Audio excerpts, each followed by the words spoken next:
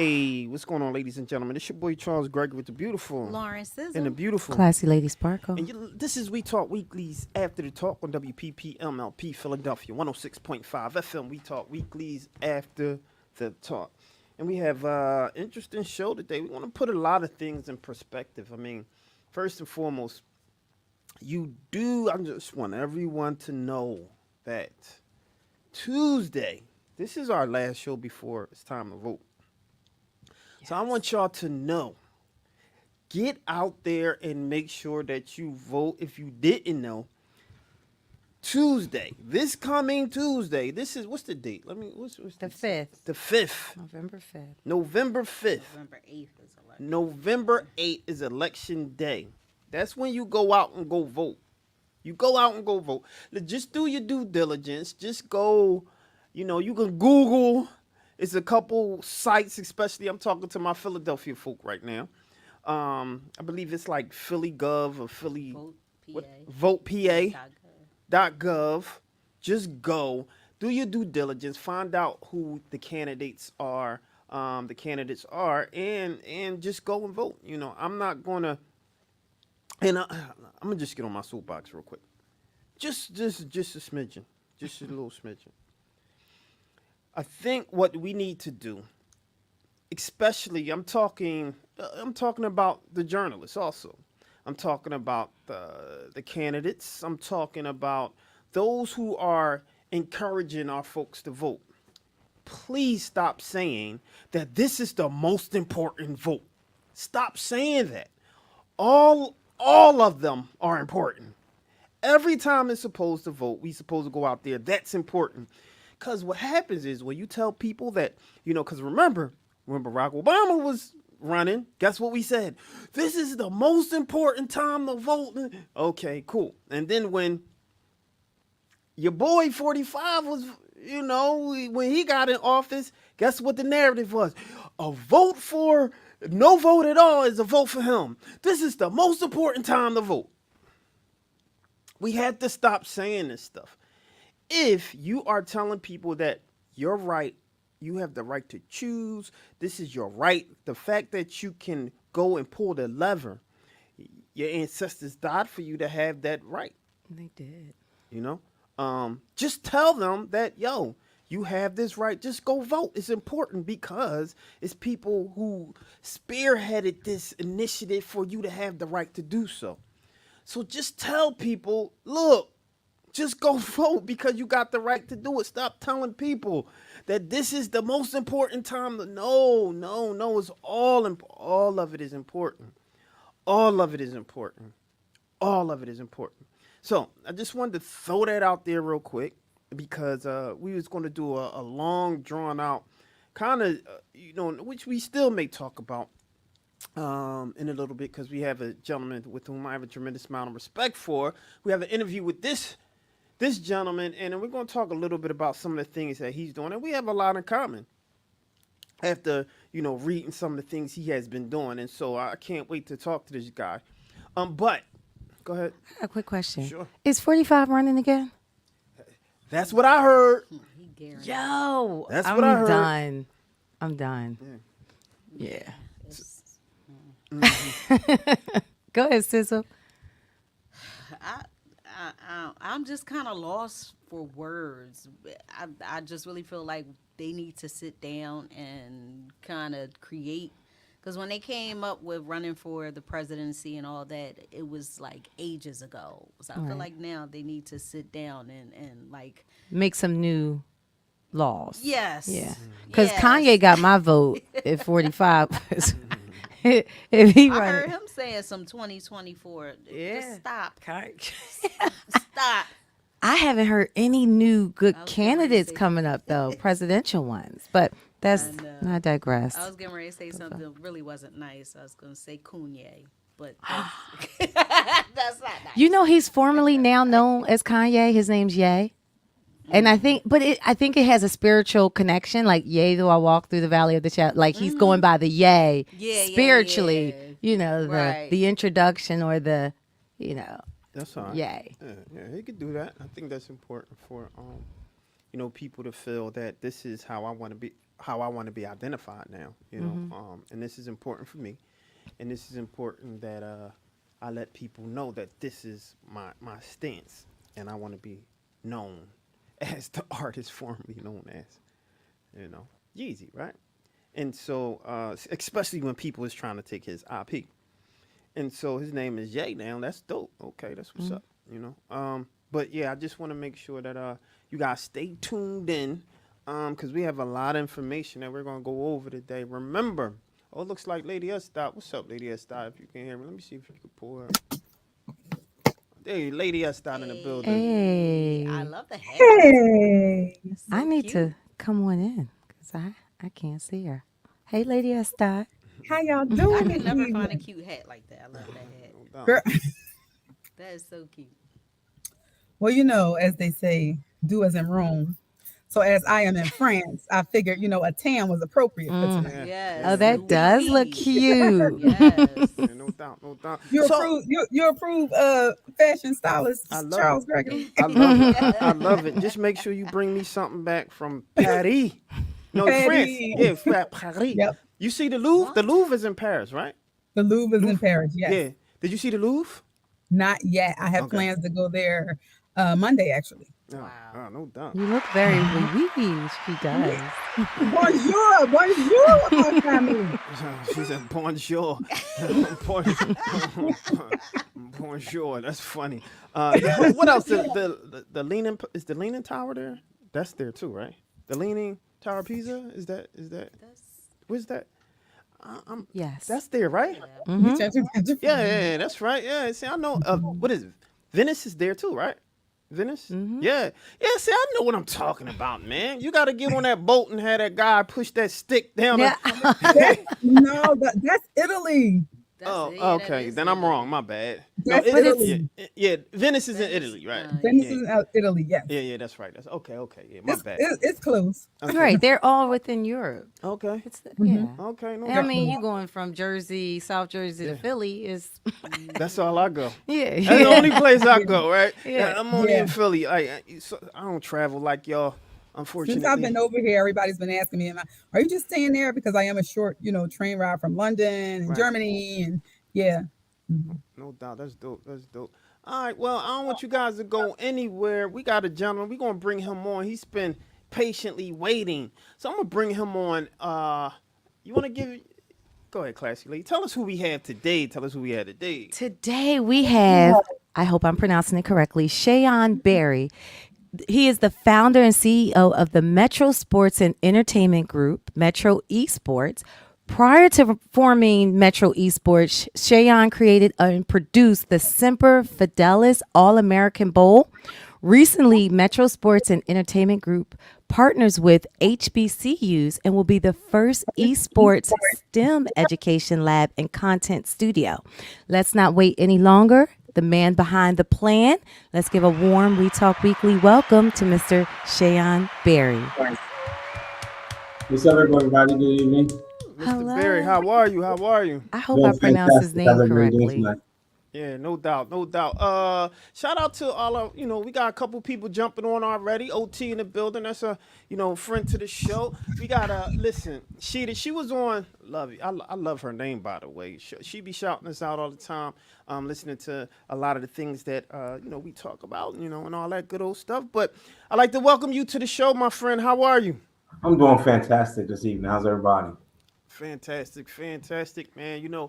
We're all gearing up for the election, Right.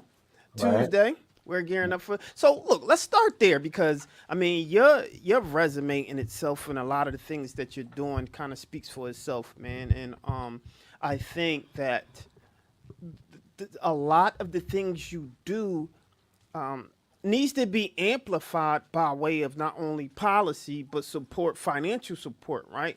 And how do we get that? How do we generate that? We have to get certain eyes and certain people looking and supporting. And who are some of those people looking and supporting? But some of our elected officials, y'all like that transition? I just had to transition because that's where we at right now. So while we're right there, my brother, why don't you tell us, what's your thoughts on all of the, I like to call it noise, right? All of the noise that's surrounding, the Fettermans and the Dr. Oz's and the Donald Trumps and all of the noise surrounding all of the elected officials in a race and a campaign. And what's your thoughts on that? Well, I'll tell you, I'm scared. I ain't gonna lie to you. Wow. It is, Mm-hmm. it's a frightening time. I was just saying to my wife, it couldn't have been like 2 hours ago. Watching TV, and one of the ads comes on, dude's killing a dog, or some ad of some lady, she wants to snatch your children. I mean, like, it's so devious in terms of how these candidates get down with one another. You don't know who to trust. And my son, he's 24 now. He sent me a text message this week. He was like, Dad, I feel bad sometimes because I don't have a lot of trust in the Democratic Party. Hmm. And sometimes my viewpoints align more with Republicans, but Mm. I don't think I can trust them either. That's right. What do I do? And I think my retort, man, is you got to look at candidates individually, find out as much as you Right. can, get as much information as you can, block out all the rhetoric in the media, and vote, for your self-interest and your community and your family. And that's where I'm at, man. I don't know what to make of this situation, but I'm hoping 45 don't come back. Mm. I heard y'all talking about that earlier. I was like, oh Lord, Yeah. that's all I need. Yeah, unfortunately, I think he just threw his hat back in the race, and it's just one of those things. We just have to be prepared, and we have to start to think about what does the full picture look like, and start to come together and say that this is going to be the move that we all make. We all are. I mean, we're individuals, right? And we have our own perspective and decisions, but I think sometimes we just have to sit and say, okay, what's in the best interest for the people who look like us, right? Yeah. And where are these people going? And if they're going this way, maybe I just want to jump on this truck and continue to push the narrative because this is what's going to be the best for my people. Do I like the policy? Maybe not, but I know it's going to affect my grandmother, my mother, my parents, Johnny down the block from me, Sizzle around the corner, one of those type of things. I think that it's important for us to kind of start to see what is for the best interest of our own people and start to make that move. Yeah, I mean, I don't know that I haven't met a candidate yet that has all the interests of, Yeah. of our people in mind yet, but I'd like to see one come through. That'd be great. Yeah, for sure, for sure. No doubt. So let's talk a little bit about you, my brother. I know, Classy Lady Spark will have a few questions for you. And so, dynamic resume, dynamic background, and I appreciate a lot of the things you do, especially for those youth, those kids, right? Because that's important, man. But go ahead, it's Classy Lady Sparkle. I do. Like C said, there's a very impressive resume. How did you, get into giving back to the community? You're with STEM and you're doing something that hasn't been done with the digital background. So could you tell us more about that? Yeah, I mean, interestingly enough, I don't come from the technology world at all. I, like a lot of young people, I started out as an athlete. Um, I played college football, and I think probably since the age of 5, I just had it in my mind I was going to be in the league. I remember telling my mom at age 10, I'm gonna buy you a big house and a car, and I got to college and I played some, not a lot. I certainly wasn't a superstar. I come from a family of professional athletes. My grandfather played in the Negro League. My dad was an All American. I got 5 cousins that either played in the NFL or Major League Baseball. So in my mind, I had athletics and sports and professional sports as the path, right? And so, after college, when I didn't make it, I had to have a plan B. And I looked back real quick and said, man, I just went to one of the top engineering schools in the country, and I didn't major in engineering. My roommate did, but I was trying to plan my classes around how many parties I could get to, can I get to practice on time, and all that. And so, long story short, I went into corporate America. Um, I was blessed to have a really good career, business development, organizational development. And around 2010, I decided to start my own company. We were living in Chicago at the time, and I really just had a passion for young people. But what I really wanted to do was to get with young people, not only, but specifically young people of color, and just encourage them to be smarter about their time in school than I was. So I started a sports and media company out of Chicago that grew really big, really fast. I went from the Chicago market to 20 markets, then to 25 markets. And then I ended up being title sponsored by the United States Marine Corps. And that turned into a television show that ran on ESPN for the next 7 years.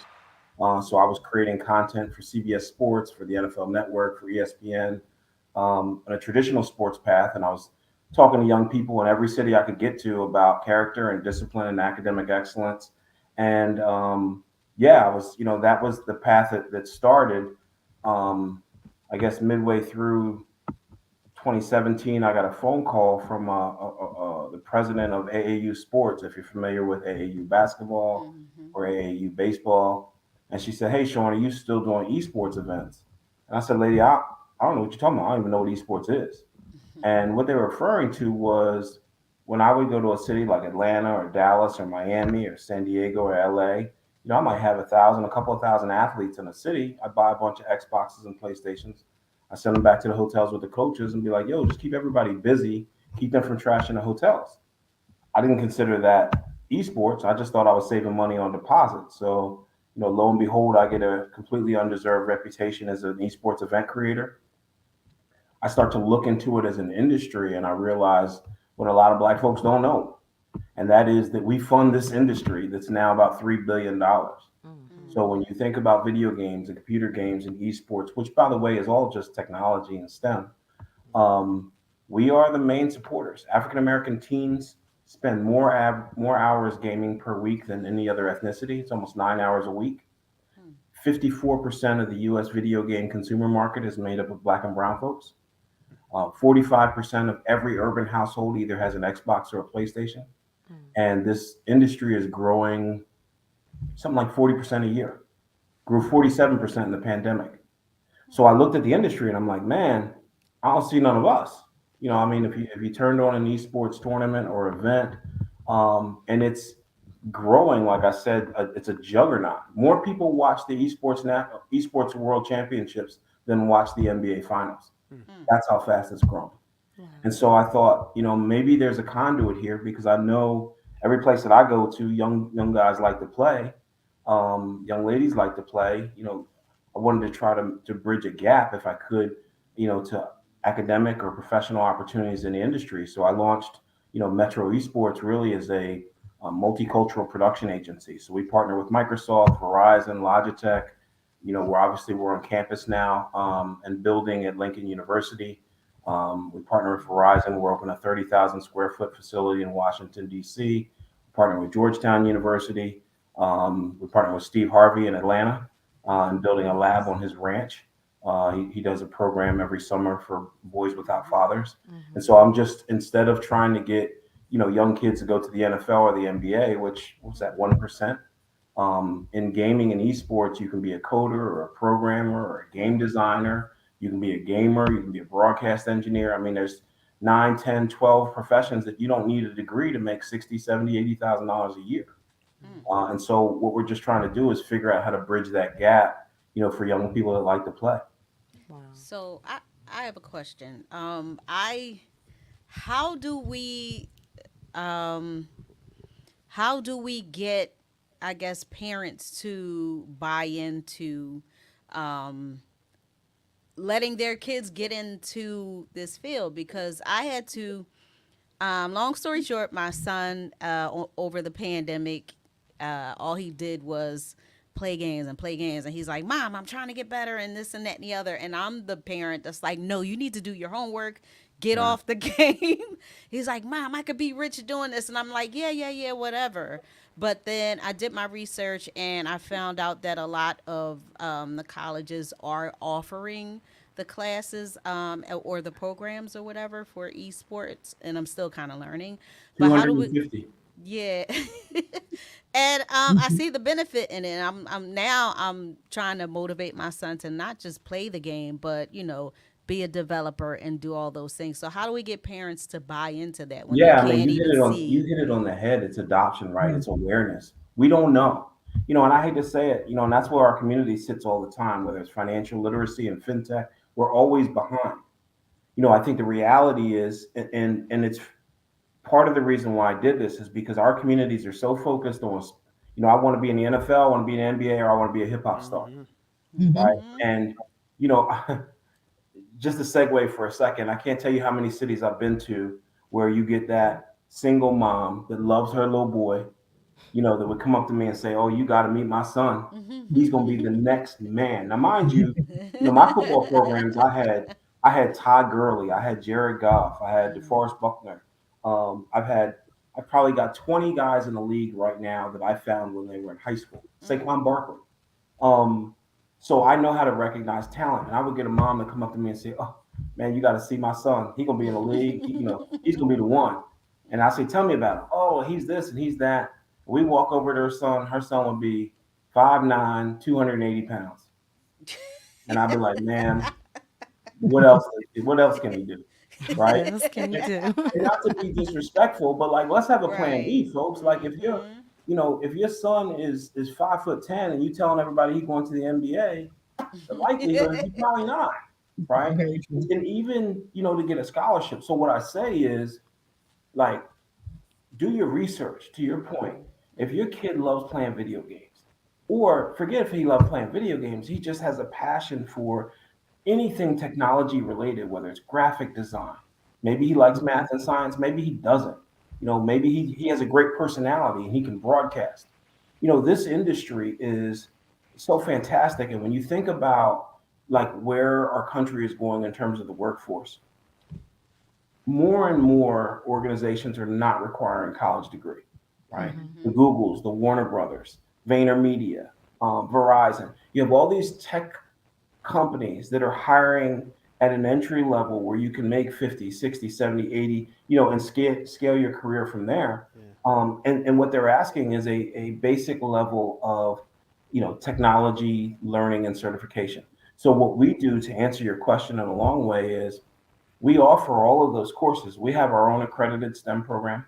We offer gaming, coding, programming, graphic design, um, cybersecurity, social media, all of those things. And what we say to the kids is, if you like playing the games, y'all want to learn how to make them like that. That's a better segue for a young person than, hey, go to this coding camp.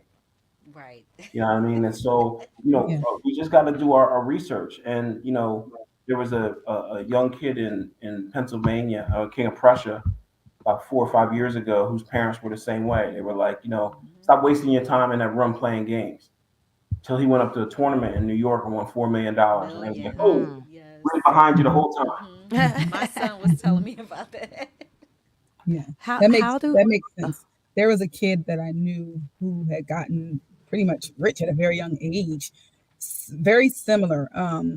Which and it was a female. What she did was she noticed that a lot of her friends had been playing these games and spending lots and lots of time on it and lots of money on getting them when the new ones came out. So what she did was she said, "Okay, well, this is where I'm going to invest my money."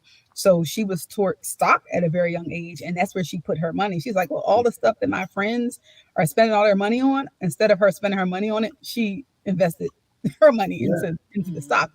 And but like you said, it's education and the awareness, and and our people are not as educated in these areas as we should be. So it's really important that we help to educate them to know what their options are. Yeah, and so part of what we're trying to do is just make it accessible, right? It's one of those things where if young people, if you can help them, you know, find their own path. To your point earlier about colleges, 250 colleges gave out esports scholarships last year. So part of what we try to do is, if a Awesome. kid likes to play or learn, we try to connect them with those colleges. I mean, a scholarship's a scholarship, right? But it is about being aware of all the things that the industry has to offer, and that's really what we try to be as a conduit. Like, we have tournaments and things like that. I'm partnered with the YMCA. We're building, so our facilities, our gaming labs are inside the YMCA's, almost like a Starbucks in an airport. where kids can go in and play and be in tournaments and learn and that kind of stuff. But we really want to be this conduit, and so there's so many opportunities to leverage gaming in good ways. I'm working next year with the Department of Juvenile Justice of Philadelphia to try to create gaming tournaments during high crime areas or high crime times to try to be an organic diversion, for the young people that are just so misguided and don't have great opportunity within our city. But there's a lot of good things that can be done. It's just a matter of being innovative and a little brave in terms of what we go after. Sean, I realized I pronounced your name wrong, so I apologize. I was like, did I pronounce it right? No, So, you did. Listen, you did better than most. I told you I played college football. I played at the University of Pittsburgh, and I was announced in front of 57,000 people as Sharon. So you did Oh better my than wow. gosh. Sharon Wow. was much better. Don't ask me what my parents was thinking about. Black parents, they get all creative with names. Right. Or what they was thinking about. I like it though. Yeah, I do too. But I wanted to basically piggyback off of what Sizzle said, but also to speak about when you said I think it was the acronyms OJDD, that you're partnering with the department, the Department of juvenile. Juvenile Justice. Yeah, so we just did a story in our Good News Bad News segment that John Bartram High School just got $1 million grant from that organization to help with the crime, which may be a part of what you're speaking of. But that's basically my question is, why are so many schools removing those extracurriculum activities that they once had? I mean, back when I was in school, you had what is it, home economics, you had shop, you had wood shop, like you had things that would occupy kids that didn't want to do the traditional way of universities or college, but vocational wise. But they're removing those. But even from what your point is, that this is something that's needed, because now there's like nothing new is under the sun. Now they're starting to incorporate it again, but not in the traditional school, which it's just, I'm missing the point on it. Could you try to? Yeah, no, and I can't say I got the answer for you either. I don't know what to say about our school systems. Um, I'm so I'm so perplexed sometimes. You can go to Ben Franklin or we had one of my wife's best friends is a teacher, is a Germantown High, MLK, or wherever. You can go to those schools, and they struggle. A lot of those schools don't even have books that are anywhere within 4 or 5 years of being new. Mm-hmm. And you can drive 20 miles from there in any direction and hit a suburban school that's got everything. Yeah. Um, and it I don't know, it gives me great dismay in a sense that we've got to find alternative programs, and the bar is so low. A lot of our Philadelphia school teachers, they're just trying to keep the kids in class. It's not even about what they're teaching them. They're just trying to keep them from being truant. And so Yeah. the level of performance isn't, hey, how well did we test or how well did you do on the SATs? Our inner city school teachers are being graded on, hey, did you keep your kids in class? Mm-hmm. So they're turning on televisions and cable to try to get them to stay in class. And so, I don't know.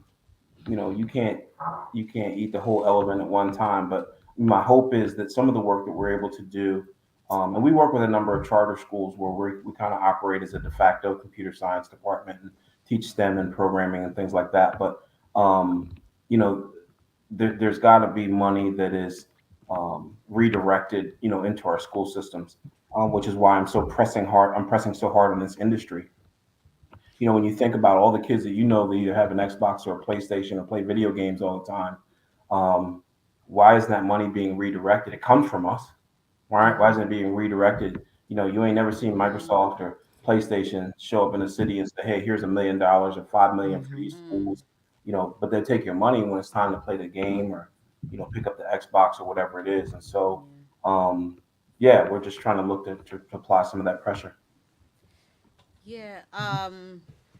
During the pandemic and following the pandemic, when students went back to school, there was a lot of discussion about how much the students have digressed academically because of not being in the classroom Yeah. and not having that school environment. How difficult has that been for you, you know, in your journey to reach students and kids since, Yeah, you it's know, hard. I they've mean, it hits close digressed. to home, right? So when the pandemic hit, my youngest, who now is a sophomore at Temple, like was in the middle of it. You know what I'm saying? And trying to keep her energized and motivated. And kids were suffering from depression. And you're right. Some of those basic skills, they were having to relearn or just pick up in general. And I think it's made it much harder. But we were behind anyway. So Hmm. like you throw that in, and I don't know. We've got to be creative in terms of this next generation. These kids are wilding. Like they just um, they need help. And it's a different time. The work ethic doesn't seem to be as strong. And the motivation doesn't seem to be there. So um, we just want to try to do better and give them some more tools. Yeah, I'm interested in knowing your perspective when it comes to the to push for a global economy, more specifically our youth, and pushing them and getting into these STEM related programs because I think it's very necessary. One of the things that and I mentioned earlier on the onset of this show that we have some things in common in that we have a nonprofit project, Steam TV, in which we teach or advocate under science, technology, engineering, arts, and Yeah. mathematics, and saying that arts is what make all of this sexy, right? What you're seeing right now, although this is a digital perspective and people seeing, but this is arts, right? And so being able to offer a platform to yourself in terms of talking about these specific focuses in terms of like technology and engineering, you know, we feel that the only way to do this is to make all of this look sexy, Yeah. right? We have to make it look sexy. Otherwise, we are forced in the mentality of what most, especially black folks, when it comes to math, oh, math is too hard. I can't do this. You talk about engineering, oh my God, it's so much math, math, oh no. And technology, when literally a lot of the concepts that a lot of people do, especially our youth, our kids, they're doing the math not even knowing that they're doing it. They're creating not even knowing that they're doing. They're utilizing. I mean, literally, you could talk about all of the content creators on, who are utilizing some of these cameras. They're working with apertures and ISOs and not know that that's all math, right? And so I think what we have to do is change or pivot the conversation around what these focuses are so they're not so scared when they're Yeah. hearing this stuff, right? And so what's your take on that? No, I mean, you hit it on the head. That's why all of this for me is masked behind video games. Right. What I'm really saying is, I want to help you get a career in STEM and technology. What they're hearing me say is, hey, you want to come play Fortnite? Yeah, for sure. Right? I got an NBA 2K tournament. You want to check it out? Oh, you like that character? This is how we designed it. You know, we, and there are real diamonds in the rough in our community. I'll share with you guys about, this was 3 years ago now. About 3 years ago, I took about 100 kids from North Philly out to King of Prussia's, that when they had the Microsoft out there, and I just wanted to expose them, right, and let them see what it was like. And so Microsoft had set up these different stations, one for coding and programming, one for design, one for actually playing the games, and the kids would go and they'd rotate in these groups of 10 or 15 or so, and we were there probably, I don't know, maybe 10 minutes, 15 minutes. And the Microsoft manager came over to me and said, "Hey, we got a problem. We need to talk to you." I'm like, "Oh man, something done popped off. One of these kids, like, they're not used to being out here. There's a problem." And I said, "What's wrong?" And they said, "We want to talk to you about this person over here." And there was a young lady who happened to be transgender, who was real quiet, stayed off to herself. And imagine, she probably had a hard time with her peer group. And I said, "Well, what does she do?" And they said, "Well, no, she's at the coding station and she codes better than our employees do." Wow. And another person came over and said, "It's like she's a savant." When I went over and talked to her, what I realized was a couple of things. One is she was 17 years old, and nobody in her life had ever told her she was smart yet. Ah, Oh. She naturally knew how to program and code, Mm. like she was a savant. And so, what that let me know is, for her, there was an opportunity, but it was much more about just having access or an awareness that one even existed. right. And so, and I'm sure there are many more out there. Maybe they don't know math and science. Maybe it's just design. Everybody knows somebody that can draw. Yeah, Man, do you know how much you can make drawing? yeah, You can draw characters, and things like that. And so, and to your point, content creators, we're working on music integrations now. Mm. One of the partners we'll work with next year is, if you guys have ever heard of Roblox. yeah, Yes. Roblox is the digital Legos, yeah. and they're trying to figure out how to reach more people of color. So we're trying to make that connection too. You know, Amazing. you talk about kind of the digital space. You bring up Roblox, and one of the things that we have been discussing lately and truly jumped into is this idea of what the metaverse is and NFTs, right? Yeah, And so, when digital currency, as we know it, is is a different perspective, or the kids have a different perspective than we do. They kind of grew up in this digital currency state. I can't think of the amount of days that my son, Daddy, I need to get some V-Bucks. V-Bucks, V-Bucks, V-Bucks, right? And we just like, oh, well, what is that? Oh, you do it so they can get a new gun or something like that, a new cape or a new look, right? Then this whole thing with cryptocurrency come up, and people are having challenges, or when they look like us, what is cryptocurrency? Meanwhile, your kids are already using it. yeah, So I think there's a disconnect when explaining some of these things that can get everybody on board. We talk about buying a cape or buying another look. Literally, that's an NFT, yeah, right? Where they playing, you mentioned Fortnite, literally, that's the metaverse, yeah. right? And so when you're talking about certain topics and terms, I think it does justice to kind of try the best to bridge those terms in frequency that others can understand, and I think that's where the disconnect is. Yeah. Well, I mean, the disconnect is in there and so many other places. Yeah, I for got a sure. chance to speak at South by Southwest last year, specifically on the metaverse. And what I believe the metaverse is I refer to it as a great equalizer. Yeah, yeah, yes, it is. You can throw on a headset.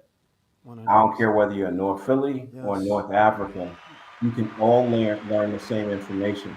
Yep. Whether you're a Harvard student or a Yeah. community college student, that virtual reality world that you're getting information from or that you're simulating and learning is the same for everybody. Yeah. And it doesn't require a zip code, and it doesn't Nope. That's require, right. a certain level of teaching. So I think we, as a community, we're slow to adopt new things, right? Because we're Yeah. distrustful. Um, and I think that's where some of the gap is with cryptocurrency. I mean, we don't trust banks anyway. Yeah, for sure. And so when a whole new fintech universe popped up, we weren't necessarily ready to get on board with that either. But Yeah. I think to your point, we've got to learn because we're just falling further and further behind. Yeah, sure. You mentioned the school. How does the university, how are they taking all of this in terms of like the collaboration that from esports to their particular programs to even their certification? How are they dealing with all of this? Because I mean, this is an amazing. I don't even think they know how amazing this is in terms of innovation, right, and where this can go. You know. They don't know, Yeah, I but figured that. Yeah, but they know they've got to do something, yeah, for right? sure. They know that they're competing with one another. They know that if there's an opportunity to create a program on campus that's going to attract more young people and ultimately more tuition, that's the motivator, right? So for me, I don't care why you invite me to the party, just invite me to the party, Yeah, for right? sure. Whether you know what you're doing or you don't, there's value in being there. Yeah, Yeah. for sure. Go ahead, lady. Stop. No. I was trying to mute because of some background noise, but I was agreeing with what you were just saying. I want to be at that party too. Kind of dig it. Yeah. You know, we've been because I'm in these spaces really heavy in terms of like NFTs. I'm a collector, right? And I sit back and kind of strategize on metaverses. People sit down and talk to me in terms of just understanding what that is, right? And I use the term a digital ecosystem, right? And so just strategizing and being there as a consultant and expounding upon that. One of the things that you said stood out to me and is about our people, right? And not seeing them in these spaces, right? But I have seen this uptick of black and brown folks jumping in this whole NFT game. You know, at first it was the crypto, right? Because they started hearing like people getting rich off of this, right? You know, you mentioned Vandermedia, you know, so people are knowing about who this guy is, you know, Gary, who's Gary? Everybody know Gary, right? Gary V. Gary V, right?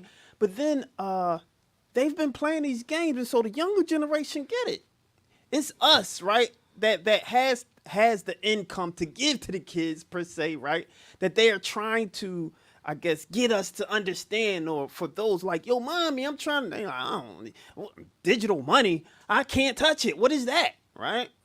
And so there needs to be, and I think you're already on it, and I won't belabor the point, but there needs to be more education and push around this new ecosystem, you know, web 3.0. You know, before, I mean, when people were saying like you'll be able to get on a computer and you'll be able to find anything that you want, when we were kind of dialing with AOL back then, you know, when the internet started, it's like, what is this? And now look at it, right?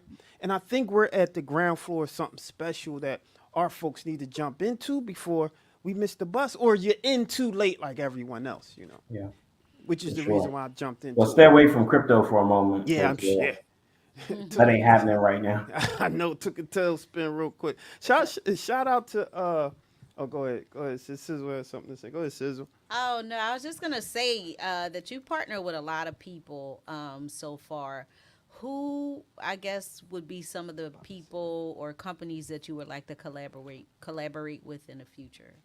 Yeah, I mean, Roblox obviously, Yeah. makes a lot of sense.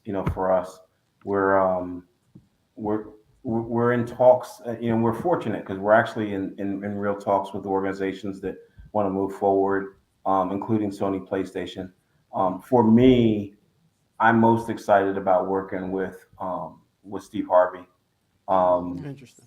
if you're familiar with him and Marjorie's Foundation, Mm-hmm. um, what they're doing for young people without fathers is incredible. So, what we've got planned for next year is really special.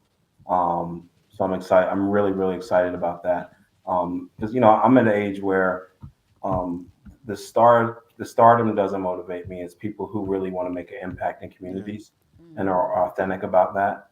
And man, the authenticity is real. So I'm excited. That's great. That's great. Where do you see yourself in the next, I guess, next year or so in terms of some of the things that you are doing, and where would you like to go? Yeah, so we'll scale a bit more. We'll have facilities in DC, as I mentioned, um, Prince George's County, Maryland, in Atlanta. We're working with a group called SoLA out in LA, Soul Folks. I see Chicago as a potential market for us, maybe Texas, but my true hope in Q4 of next year is a project in Ghana that will connect some of our um, African folks with opportunities here in the U.S. Around tech and STEM and gaming, and so sky's the limit. Hmm.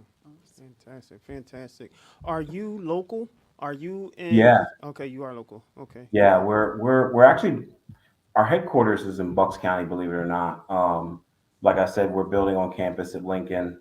We've got a couple of facilities in the Bucks County area. We're working with a Verizon on a project for downtown Philly. Um, and yeah, so we're definitely around. Yeah, definitely keep us in the loop, man. We definitely will talk a little further about this, and we want to connect when it comes to just building and seeing where that goes, and even some p- possible partnerships. where you're working in some of the universities, have you thought about the labs in kind of some of these high schools and things where they talked about taking certain programs out of schools? You thought about labs in tech labs in different schools? Yeah, I mean we're working on a project with a couple of community colleges here in the area. But it's coming out of COVID, man. Like, literally 6 months ago, I'm still trying to figure it out, right? And so now we're just to a point now where our strategic planning is forward thinking enough to build more facilities. And so I'd love to grow a million miles an hour, and, but at the same time, I just got to be smart in that. We also want to be around, Yeah. and sustain. So it's measured growth, growth that we can handle, and but we're definitely hiring and looking for more partners. Fantastic. There was a comment that came in. She said, "Do you have a program open here in Philly we can refer kids to?" Absolutely. Just Google Metro Esports. It's metroesports.gg.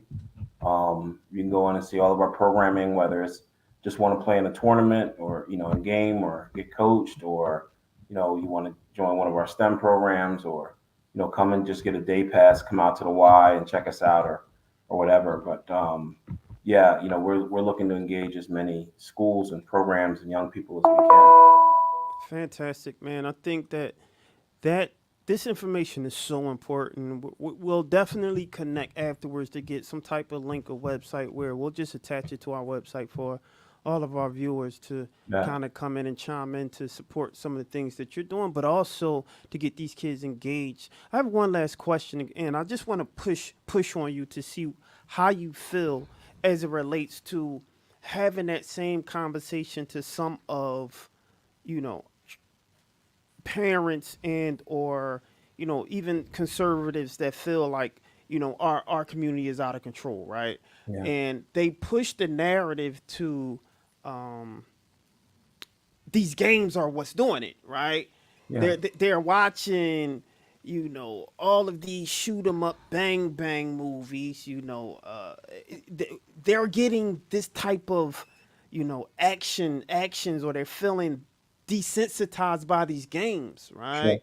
And so this is why they're doing it. And so what's your thoughts on that? Yeah, well, listen, I don't 100% disagree. I mean, I don't believe every game is a good game, and I certainly don't take first person shooter games into urban communities. Just because I don't even want the perception of glamorizing any of that. But there's lots of other games. Yeah. Yeah, I mean, you can play FIFA, you can play soccer, ain't nobody shooting nobody in football, Yeah, for sure. basketball. So there's lots of games that can be played. But again, you can look for, if you look hard enough, you can find a reason to do something or not to do it. Yeah. And what I would just ask parents to do is, just really kind of educate yourself on opportunities. If you have a young person that is otherwise not motivated, but to stay in their room and play video games, then make lemon out of lemonade. Yeah. You know what I'm saying? And find a path that they can be gainfully employed in. Mhm. Wow, my friend, we really appreciate you, man. This was an Yes. excellent discussion. I appreciate all of the information and insight that you gave. I appreciate that you're a gentleman who look like me that's out there in the forefront, because oftentimes we are the ones, unfortunately, who gets the label of not being progressive, right? We always are seen as the antagonizer or the villain, the person the statistic, the one who's getting locked up, the one who's not doing anything but being domestic or selling drugs, killing. When it comes to the black men in the community these days, we don't get those nods. And so when I see that type of stuff, for gentlemen who are doing the work like you're doing, I just want to get the flowers right now. And while everybody will be seeing this and support you and continuing that work, because our kids and our youth need it. So I appreciate you for Amen doing to that. that. Yes, Yeah. Thank I you guys. agree. I was going to say I agree. I actually was going to say that to you. I'm proud that you are a part of our community and you do and you look like us.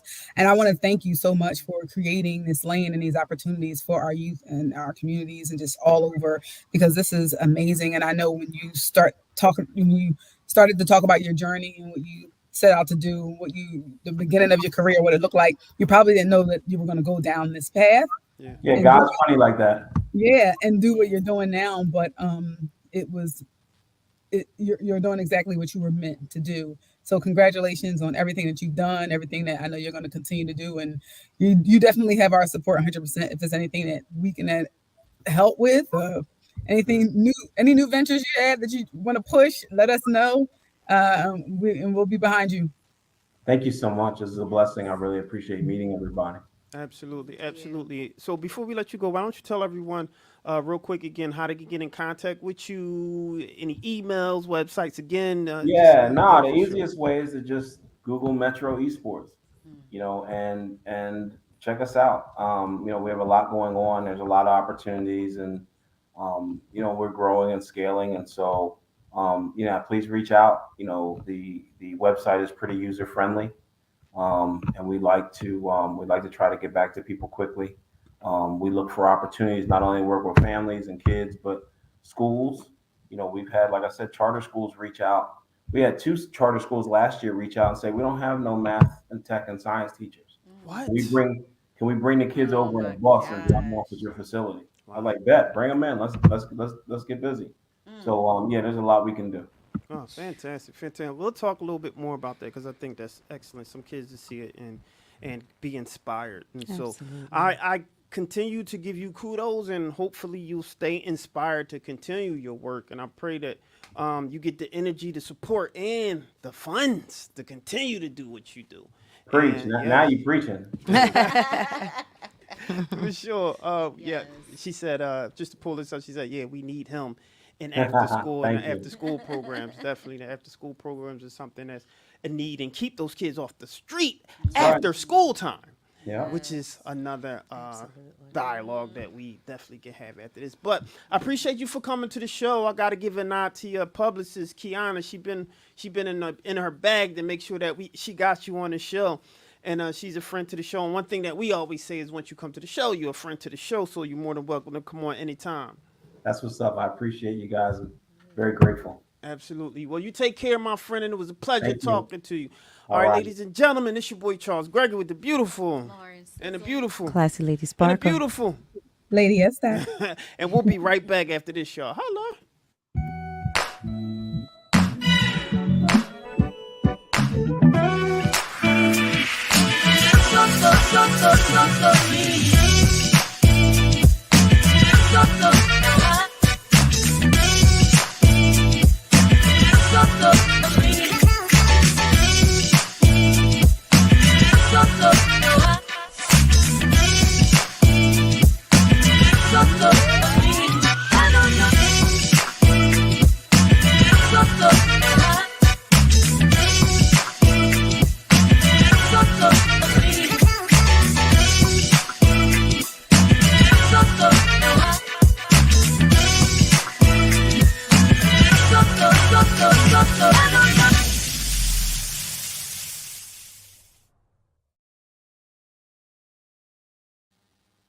And we're back. What's going on, y'all? This your boy Charles Gregory with the beautiful Lawrence Sizzle. and the beautiful Classy Lady Sparkle. and the beautiful. Lady S Dizzle. And this is We Talk Weeklies after the talk on WPPMLP Philadelphia 106.5 FM. We Talk Weeklies after the talk. And we're at the top of the hour. And just want to say kudos to that gentleman again. I appreciate him coming to the show because he's into a lot of the spaces that we are in. So there are mutual interests. So I'm excited to see that when we have people that are in the same page and think the way that we think in terms of building the community. And so I'm Only if excited we about had that. community leaders such as him that were the politicians. Wow. Yeah. We gonna have that conversation. We got time. We got time. We gonna get through this stuff. We gonna get through. You We know. definitely need him in them schools though. Yeah, we definitely need him in those schools. And we need more advocating based around that, right? People who don't know, they're scared, right? And so I do want to acknowledge that what you don't know, you're a fool to what you don't know, right? And so if you don't understand something that's as huge as just the digital space, you can become scared of it, right? For someone who never played Fortnite before as an adult, and your kid saying something about Fortnite and you could do X, Y, and Z, you're like, that looks crazy. What are you talking about? Let alone Roblox. I don't know if you ever seen Roblox before, but it literally looks like Lego figures running around, right? And Wow. it's like, what is that? But that's an international sensation. Now jumping into the sphere of NFTs and the metaverse and all of that good old stuff. But in any event, we have to leave space or give space, lend space to those who don't necessarily know, and us giving them a pathway to learning and understanding. And I think that it'll be easier for them to bridge what's necessary for them to start to understand. Right? So yeah, for sure. All right, so we're gonna jump right into Top of the hour. the top of the hour. I already gave this is WPPMLP Philadelphia 106.5 FM. We talk weeklies after the talk, man, and we're going into Classy Lady Sparkle with what? The good news and the bad news. The good news and bad news. Give it to me early. All right, so this week, Democratic member of Philadelphia, Kenyatta Johnson, he and his wife, Dawn Chavis, were acquitted Wednesday in their federal bribery trial. Kenyatta Johnson represents the 2nd Council District, which represents more than 150 residents in the neighborhoods covering parts of Center City, South Philly, and Southwest Philly. The couple was facing a retrial. Now, the initial trial ended in April, which the jury deadlocked, prompting the judge to declare a mistrial. Both faced 2 counts of honest services wire fraud, which carried a sentence of 20 years. Prosecutors alleged that Johnson took more than $60,000 in bribes under the guise of consulting job for his wife and used his position to protect real estate holdings of Universal Companies, a charter school and community development nonprofit. The jury reached a verdict after 5 days of deliberation and acquitted both Kenyatta Johnson and his wife. One juror was replaced hours before the verdict came down. And Councilmember Johnson said, first and foremost, I want to thank my Lord and Savior, Jesus Christ, for covering me and my family and for allowing us to get a positive verdict today. I want to most importantly thank all of my supporters for their prayers and emails showing up to court and for believing in us. Yes. So what do you think about that? I'm glad to hear that because I know a lot of people. He's done a lot of stuff in the community, and he's been, a staunch advocate for supporting the Black community. So Coming from that same community. yeah, exactly. And I was just thinking like 60,000, like that. It's not right. I'm like that. What? And you got other people who have done much, but certain games that But that is good news, and I'm glad that they could move forward knowing that yes, and glad that they now that the crazy part is that it was a retrial, so they were something that they felt like, it's a hung jury, we need to take you guys through this all over again. I believe 2 people though from his same cabinet they're still in retrial as well. So all right, so this next story, you may not recognize these names: Muhammad, Aziz, and Khalil Islam. They are the men who were awarded $26 million for the wrongful conviction of killing Malcolm X. Both Aziz and Islam spent more than 20 years in prison after Malcolm X was assassinated in 1965. New York City has agreed to pay both men to settle the lawsuit. This comes after a judge threw the case out last year from serious miscarriages of justice.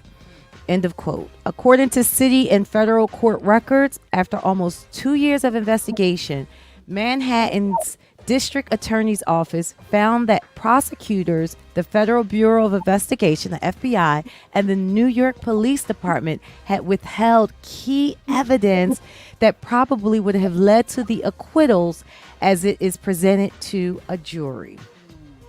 So the settlement will be split evenly between both men. Aziz, who was released from prison in 1985, who is now 84 years old, and the estate of Mr. Islam, who was released in 1987, who died in 2009 at the age of 74. Both families' estates have been awarded $10 million. Wow. In addition to the funds. But is that enough though? Is it ever enough? Because it's like No. you right, exactly. Is it ever Like, enough? You suffer so much, and it's so much of your life that you can't get back. And when And- when you speak of your life, you're speaking of milestones of extended people of your life. Exactly. You know? Mhm. Yeah. Mhm. So I don't know a lot about that story. So did they? Okay, so they're saying they didn't do it. So do they know who did? Is that why they got off? Because they got the real killer, so they know they weren't the ones that did it. They're not saying that they got the real killers, but they are saying that the evidence that should have been presented those many years ago would have probably got them out of it, or, you know, found not guilty. And the FBI withheld that information. And then now it took them 2 years to investigate, but it only took them 4 months for the jury to make a deliberation. But it took them 2 years to get, I guess, all of the witnesses and paperwork and all that kind of stuff. But guess what? That 2 years and that 4 months is a drop in the bucket to the time that they were. Oh, absolutely. 2 years to investigate, but 20 years in prison. Now, they did Right. get released in 1985 and 1987, because if you do 1965, when Malcolm X was assassinated, those are the 20 years that they spent in jail. But then the one who passed away, he died, although released, but died not having his name ever cleared. Not ever cleared. Right. Yep. Yeah. It's just horrible. Yeah, well, pretty much. I think everybody knew that those two were framed, and they was made to take the fall for something that they had They- nothing to do with. They wanted somebody to Yeah, take the and fall. I would recommend a documentary. I can't remember the name of that doc. The one the guy did. Yeah, Yeah, I can't I remember. saw that. But he went through. I mean, literally. Yeah, it was good. I mean, he He pretty broke much it pulled the wool down, off yes. everybody's eyes, broke it down, and pretty much we knew that they wasn't the killers, right? But I didn't see that documentary. yeah, I it's was on like, Netflix. Netflix. It was on Netflix. Maybe. Sizzle, if you It's can try to really see if you can good. Google. I was It's just trying to watch- lock it. It's Who Killed Malcolm Yeah, X. Who Killed Malcolm X? And Oh, look you at have to that. watch it. It was really good. In fact, I think, matter of fact, we was over your house when it was on. We did a show, and it was on the TV. You was like, "It's the show about Malcolm X." That was okay. it. All right. We could Remember wait till when we after was the over show to be like, sorry. Cause you like, I got. Nah, we was over there. Wow. We shot. Well, we we shooting probably kept business her bully from watching TV. it. Okay, there it is. You gotta go Sizzle. back and watch that thing.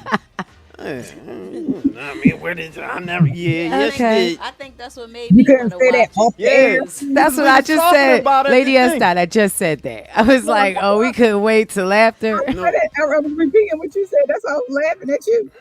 Oh, I'm thinking you in agreement with Nah, me. she already know. I hear you.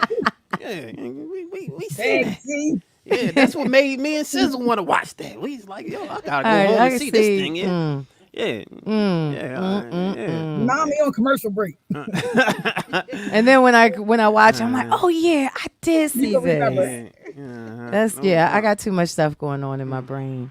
Okay. All right. So the next story is a part of the good news. So we all know that electric cars have their benefits, but what about electric planes? United Airlines is pouring money into the future of electric air taxis, which the carrier says could help reduce carbon emission once the aircraft comes to market and replace car trips. It's agreed that they are going to buy taxis from Eve Air Mobility and Embraer, which is a backed startup, and that it has options to purchase 200 more, so like a total of 400. The investment will be $15 million into the electric aircraft company with the option of purchasing a total of 400 aircraft taxis. The airline said it is expecting that the first deliveries be as early as 2026. Wow. That's like around the corner. Yeah. The vehicles use electric motors instead of combustion engines, and it needs less space for takeoff and landing, and can be used to taxi passengers or transport cargo around major cities from rooftop to rooftop. So it's, Oh, that's dope. it's eco-friendly also. Interesting. Yeah. Go ahead. No, go ahead. No, No, I said that was dope, but I think so. Does that mean ticket prices will be cheaper because they ain't got to factor in that gas price? I mean, what's going Yeah, on it with that? sounds like they're doing Uber now. You know how you had the Hackman, and now Yeah. everybody can say, "Oh, I have a driver." It sounds like instead of saying you got a private jet, they're basically creating something where everybody can fly. You know what I mean? It may start off a little expensive, but I think eventually it's going to be accessible. Okay. No, My opinion. Now, what about the cars that you see with electric? They have a power failure and it just cuts off wherever it's at. I'm sure they always put things in play for Okay, I'm contingencies. just asking for those who will ask. For sure. I'm just asking for those who will ask. Yeah, I'm hoping they put a contingency in there. I'm just saying it because it make too much sense to make sure that it's a contingency. But man, yeah, interesting. It's I don't want that joint to just. But stop. this is what I'll say though. This is what I will say. That drones, because they're modeling it after a drone, right? And so if the drone is about to, I guess if the battery is dying, it automatically sends the drone back home, which is the starting position, To give it enough time. to give it enough time to land. So what I'm thinking is, it would just make too much sense if they come on. So if But- it's on its way somewhere, it's gonna turn around, and go back home. How about that right now? No, but it'd probably land somewhere where it's safe for it to Yeah. land. You know what I'm I saying? mean, I think even when Sean was on and they were talking about like how you mentioned about NFTs, you Yeah. have the baby boomers era, you have ours, you have the Gen X, Gen Z. I think it's going to be the norm. When elevators first came out, everybody found the reason on why elevators were unsafe. What if I get caught in between floors? What if this? What if that? But it became the normalcy. So now you got Tesla with the electric cars. You see how many people Their have trips them to now? the moon? Yeah, then you got the self-driving cars. So everything is like in the beginning, of course, it's the what ifs, but then it becomes normalcy and it's like, how could we have lived without this? Yeah, for You know? Yeah. See, you get your ticket yet? Nah.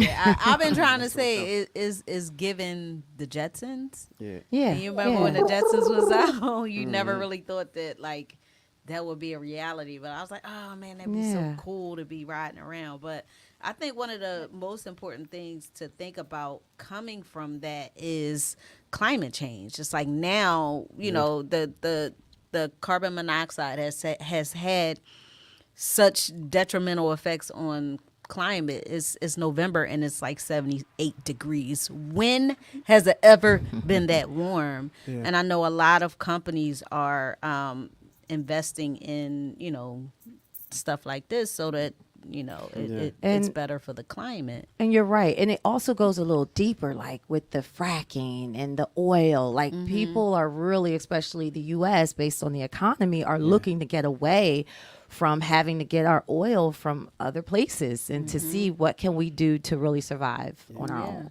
Yeah, absolutely.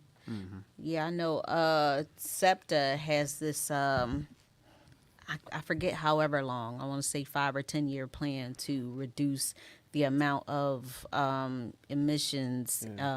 The what's that CO? CO is it CO2 or CO whatever Yeah. that's going into The carbon emissions. yeah, that's going into our air that we breathe here. And I know that it's really having. I don't know about people that have like sinuses, but I know people that have asthma. They're having a hard time now with the climate change. So Yeah, it's, respiratory issues. yeah, Yeah, I mean, and this is, I hate because there's a lot of naysayers when it comes to climate, like that, but literally, it was 70 something degrees out. I mean, November? just for this, but I will say I'm not complaining because No. it felt good out there.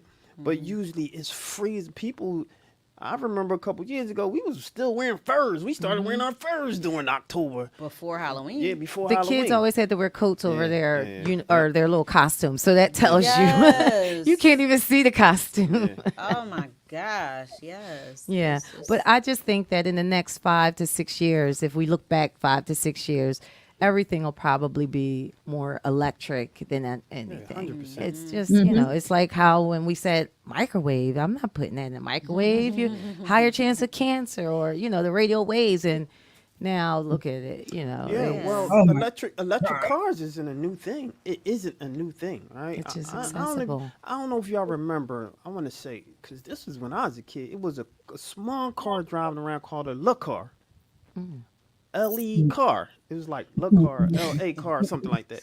And you used to have to plug it in. Like literally, it was a electric car. I don't know what happened, and then Tesla came up, took over everything. But now you have Toyota, you have Kia, you have a lot of cars, just electric. Well, the very Eco-friendly. first electric car that I can remember is the Power Wheels. What? If you think about it, the little kids with their little Power Wheels, like it was a battery operated car. Yeah. Like literally, and you can make the gauge to go a little faster. Right? Okay, All right. okay, okay. I guess y'all don't get my humor. It's cool. No, it's Power yeah, Wheels. yeah. Didn't they have a commercial for it? I'm gonna give her a round of applause for it. It was pretty Okay, I'm not going to jail. You stared at that's what you look at the screen for. fun. She's waiting to see He if I was sent looking it for to you. No, it's all good. Well, that was your good news and your bad news from Classy Lady Sparkle. Remember, go to our website, subscribe to our channel, comment, and most of all, share. Yeah. All right, and yeah, go to our Cash App right now too. We Talk Weekly $. We Talk Weekly. Send us something to support the cause. Send us something to support the work that we're doing here as independent media. Y'all know I love independent media. It ain't no rap, but you know, we move the community, we move the culture. Independent media, you know, without us, there will be no them without it being cool, right? You know, we the cool folks, right? You know, all independent media. So I love my folks out there that's doing their due diligence and being consistent and putting out all of that content they're putting on their Snapchats and is Snapchat still out? Nobody talk about Snapchat anymore. It's still there. The TikToks. Well, shout out to TikTok. Shout out to IGs. Snapchat. IG are probably, scale now that Twitter having an issue right now. Well, Yeah, we'll get they're into mad that. at too. We'll Yeah, get into we'll that. get into that. But But IG and Facebook for are sure. 1 and 1. Like, well, yeah. yeah, it's now the Yeah, metaverse. for sure. Yeah, Meta. Yep, for sure. Yeah. Oh, Or Meta, yeah. Okay. So since let's jump right into you. Ready for the sizzle? I'm ready for the sizzle. All right. What's going on? This your favorite fly guy, Charles Gregory. We Talk Weekly. Listen, everyone always asks me, they inbox me, email me, all type of things. We're trying to find your podcast. I mean, we can find your videos everywhere. All we have to do is go to WeTalkWeekly.com, or all we need to do is go to YouTube, or all we need to do is turn on Business Building Channel, turn on Higher Than 7, turn on, we can find you. But sometimes I just want to work out and I want to listen to your podcast. I want to hear the latest in the sizzle, entertainment news, or good news and bad news, or just simply, I want to hear the interviews, some music, anything sports. I just want to listen. And I don't know where to find your podcast. I said, you know what? It's real simple. All you have to do is ask the right person Watch this. Hey Alexa, play We Talk Weekly's podcast. Here's We Talk Weekly from Amazon Music. Here's where you left off in the latest episode. Olivia Jade Red Table Talk, Kevin Hart Backlash for Netflix special No F's Given, and more. Ladies and gentlemen, welcome to We Talk Weekly's After the Talk. And I'm your boy Charles Gregory with the beautiful. Classy Lady Sparkle. See, I told you, it's not that hard, ladies and gentlemen. All you have to do is ask the right person. Ask Alexa. Look, I'm out here. Thanks for watching. Keep supporting. Keep subscribing. Keep telling people to chime in. We out here like last year. I love.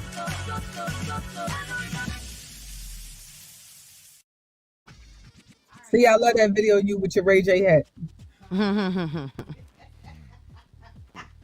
No doubt, no doubt. I'm hurt. Ha ha ha. All right. So before we dive right on in, go to wetalkweekly.com. Be sure to subscribe. Go to YouTube. Subscribe to our YouTube if you're already at YouTube, because I believe we're streaming live. Just subscribe and share this video. Don't forget to follow us everywhere else. You can find us everywhere else. All right, y'all.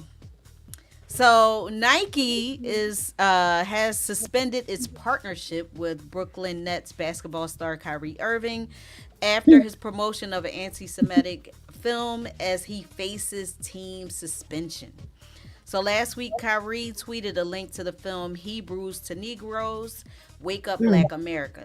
It's based on a book by Ronald Dalton Jr. The film is driven by some anti-Semitic falsehoods, such as Jewish people not being truthful about their origin, and the Holocaust never happened, pretty much.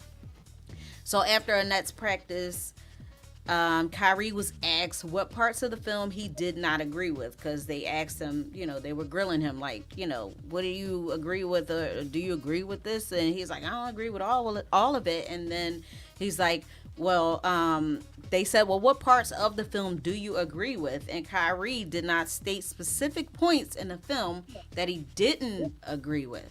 So Kyrie added, I didn't mean to cause any harm. I'm not the one who made the documentary. So Kyrie also declined to apologize at the time that he made the statement. So those sentiments didn't sit well with the Nets. Ultimately, Kyrie, whose contract with the Nets falls short of $37 million, was suspended for a minimum of 5 games without pay. So Nike also suspended their partnership with Kyrie, of course, and released a statement where they said, at Nike, we believe there is no place for hate speech and we condemn any form of anti-Semitism.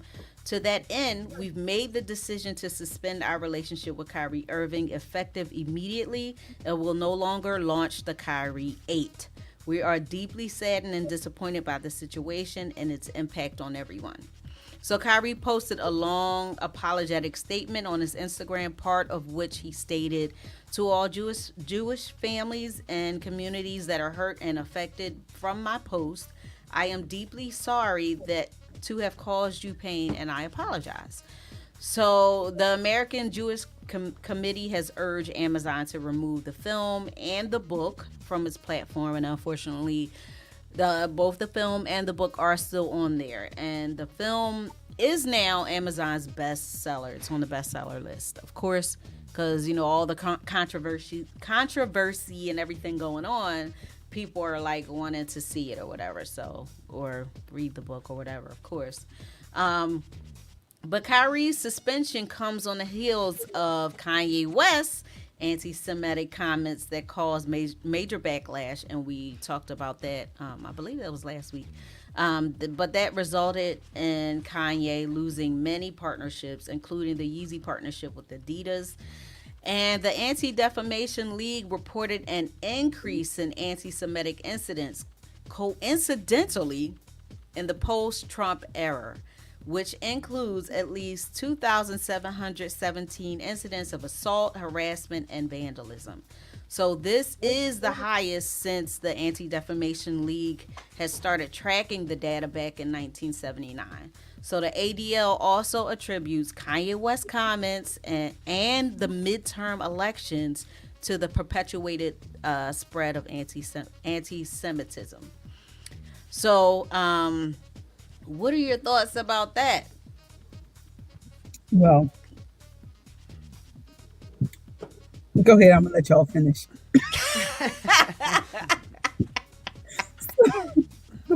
Go ahead, Lady Esther. No, I just want to jump in here only because, and we converge these. I don't have a segment tonight. I'm just in here talking trash, right? But just within the last 30 so minutes since we've been on the air, it was just released that the Brooklyn Nets informed Kyrie Irving that they gave him a list, that he has a 6 action item list of things that he must complete in order to be able to have his suspension released and lifted and join the team again. Number 1, he has to issue an apology for posting the link to the movie on October 27th, condemn the harmful and false content, and make clear that he does not have any anti-Jewish beliefs. Complete an anti-hate causes that Irving, the Nets, and the Anti-Defamation League agreed upon in their joint release on November 2nd, including a $500,000 donation toward causes and organizations that work to eradicate hate and intolerance in the communities. Number 3, he has to complete a sensitivity training created by the Nets that they're going to implement for him. Number 4, he has to complete an anti-Semitic, anti-hate training designed by the Nets also. Number 5, he has to meet with the representatives from the Anti-Defamation League as well as the Jewish community leaders in Brooklyn. And then number 6, after completing numbers 1 through 5, he has to meet with the owner, Joe Tsai, and lead franchise officials and demonstrate the lessons learned and that the gravity of the harm caused in the situation is understood, and provide assurances that this type of behavior will not be repeated ever again. You think he's going to get that done? Then his suspension will be lifted and he can play again. Is he going to get all that done before those 5 games? No, Kyrie Irving. Y'all tell me what y'all think. I think I'm more in question. So if you guys remember, some time ago, Whoopi Goldberg was suspended because she made a statement that said the Holocaust isn't about race, and honestly, some people are, end of quote, but some people were brought up knowing or believing that Jewish race or the religion were separate entities. The question is do we get the same energy for other races? That's my question. When these things happen, I don't see cancel culture, and I'm only going to speak about my race because that's what I am as a Black woman. I don't see the same energy. So if it's something that is about race, why, when it comes to my race, I don't feel that the protection is there for cancel culture? I don't feel that when someone says the N-word, like there were people who just got suspended or they didn't get removed. I mean, there was, he had the podcast or radio show. He used to be with Howard Stern. I forget his name, but the women's basketball team was there. He made some crazy comments.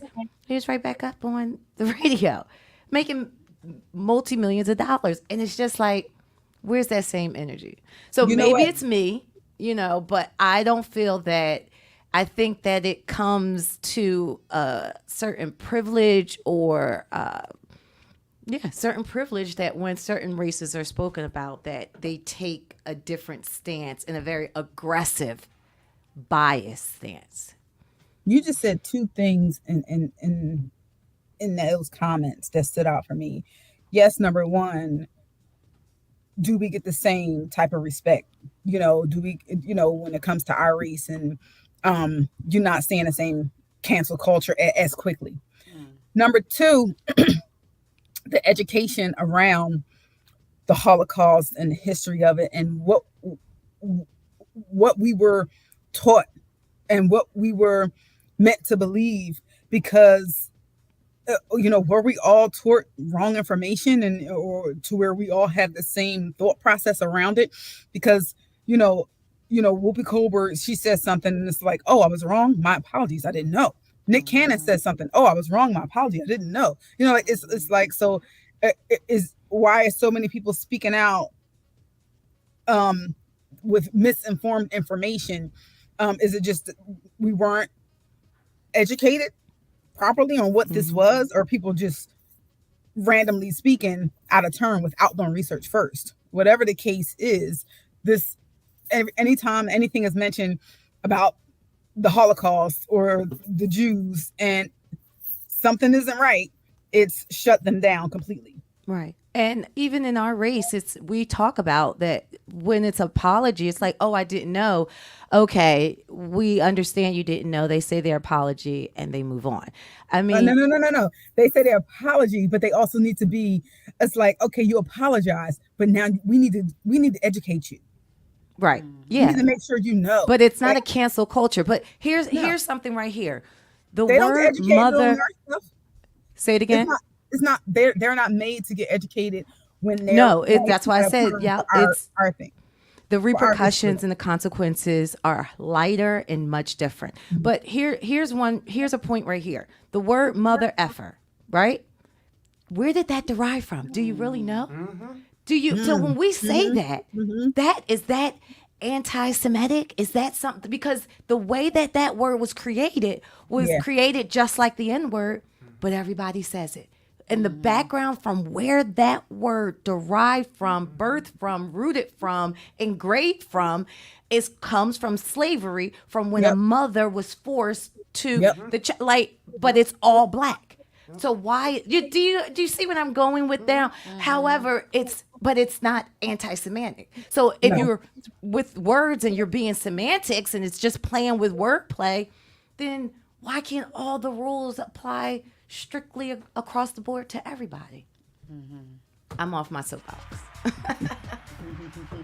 Sorry, Susan. Back to you. Yes, I'm sorry, Susan. Right? You good. You good. Absolutely. And it's good that we have the opportunity to be able to, share and talk about how we feel. And we're the ones that can talk about how we feel as as blacks versus somebody trying to tell you how you feel. It's like it's parts of our history that they hid from us that we still don't even know, because history is her story is his. You know what I'm trying to say. I do want to say, because I don't want to get on my soapbox, but I 100% agree with you, Sparkle. And I agree with you too. And I feel that black folks are not given a space to grieve. They're not given a space to grieve. They're not giving this leniency of being angry of what happened to their people. And because of that, you see a residual effect of them lashing out verbally and sometimes physically, but for the most part verbally, right? They're not given that space to be like that or to feel this way, which is very challenging for me. Very challenging for me. When it comes to like the only thing that I can say when it comes to New York, to Brooklyn, is because I'm for all of that education. I mean, I'm a lifelong learner, right? Like, I want to know. In fact, I think we put a call to, I mean, if you're watching the show, if you're a rabbi, if you're an academic in Judaism, or truly understand what being anti-Semitic is, reach out to the show. I want you to come to the show because I want to have this narrative. I want to have this dialogue, this discourse for people to truly understand what this is, right? Because I think people are not getting it.